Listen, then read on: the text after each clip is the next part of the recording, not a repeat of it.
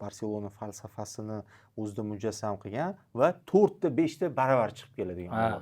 Lekin mana misol uchun deylik Luis Enrique davridan keyin toki mana Flick davrigacha bo'lgan payt, hop Xavi davri deydi.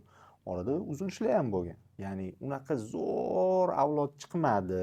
O'sha davrda Real yaxshi natija qayd etdi. Ketma-ket Chempionlar Ligasini yutdi. Ya'ni bu tabiiy holatki, yutayotgan jamoani muxlisi ko'payadi. Ya'ni o'sha o'yinni ko'rib, mana kimni so'ramasangiz, deylik Manchester muxlisini so'rasangiz 99-yil final deydi. G'alabali o'yinlardan keyin muxlislar soni karrasiga oshib ketadi. Shuning uchun hayron bo'ladigan joyi yo'q. Real ham, Barselona ham bir xil darajada futbolchi yetishtiradi akademiyasida. Real butun La Ligani futbolchi bilan ta'minlaydi. Barselona eng zo'r saralarini o'ziga oldi. Shu tizimi yaxshiroq Realga nisbatan. Real pul sarflab, endi oxirgi payt pul ham sarflamayapti-yu transferlariga, lekin Real chetdan taklif etadi. Zo'rlarni oladi. Barsa yetishtiradi.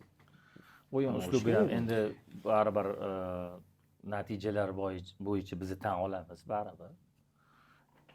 Chunki 15 ta kubokdan tashqari o'yin jihatdan ham o'sha Manchester City, Chelsea ni yutgan davridan ayniqsa Yevropa Chempionlar Ligasi umuman boshqacha, oxirida yana boshqacha futbol ko'rsatdi. Ana shunaqa paytlarda qarshi chalamiz Realga.